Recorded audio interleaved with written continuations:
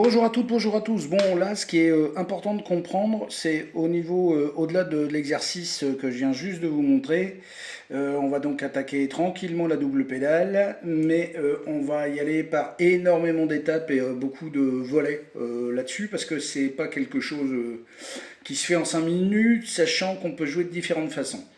Euh, Première chose, avant d'envoyer la sulfateuse un peu n'importe comment, il faut bien comprendre qu'on a un pied fort, un pied faible, un peu comme on a une main forte, une main faible, hein. Souvent ce qu'on travaille, et l'exercice de rouler pour ça est formidable au niveau des mains, hein. C'est pour essayer de travailler notre main gauche quand on est droitier, qui est donc notre main la plus faible, et notre main droite si on est gaucher, et vice versa évidemment.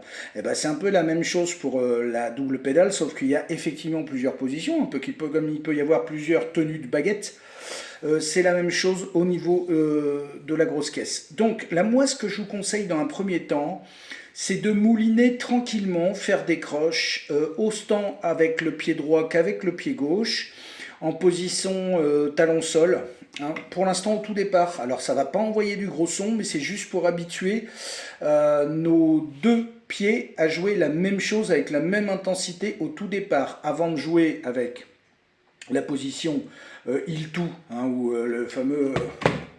voilà, que je vous montrerai plus tard, ou que ça soit talon-sol, ou que ça soit juste en pointe qu'on aille chercher, ou juste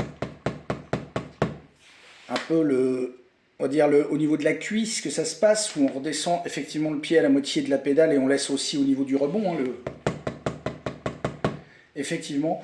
Avant tout ça, reprendre tranquillement, faire des croches 1 et 2 et 3 et 4 et au niveau des pieds. Et ne pas hésiter aussi à rejouer tout ce que vous connaissez ou que du moins vous maîtrisez très très bien au niveau de votre pied droit en tant que droitier et donc vice versa, comme je l'ai déjà dit pour les gauchers, de refaire exactement les mêmes exercices avec votre pied faible. Et vous allez voir que ça ne va pas être si simple que ça du tout.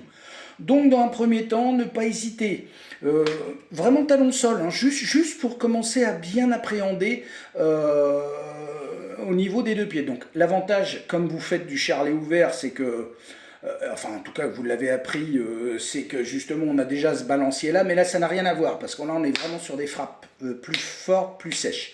Donc voilà, tranquillement le 1 et 2 et 3 et 4 et histoire que vraiment au niveau de votre jambe gauche, pour les droitiers et les jambes droites pour les gauchers, petit à petit on arrive à équilibrer, hein, un peu comme on fait avec nos mains faibles sur la caisse claire et sur les tomes. Voilà, ça s'arrête là pour aujourd'hui. Comme je vous dis, il y aura énormément de volets, hein, parce qu'on va jouer des trucs effectivement de plus en plus entre guillemets élaboré, mais toujours pour les débutants, hein. On ne va pas envoyer la sulfateuse, n'hésitez pas à aller voir, il y a énormément de super génial batteurs et batteuses qui font des trucs incroyables, mais là l'idée c'est toujours l'initiation, on est bien d'accord, hein. Ce ne sera pas pour vous envoyer au gaz à tous les étages, ça c'est quelque chose que vous développerez, et une fois que vous maîtriserez, vous pourrez aller voir comment ça se passe, et le travailler vous-même. Voilà, bon allez, bon dimanche, je ne devais pas faire de vidéo, mais bon, je ne peux pas m'en empêcher.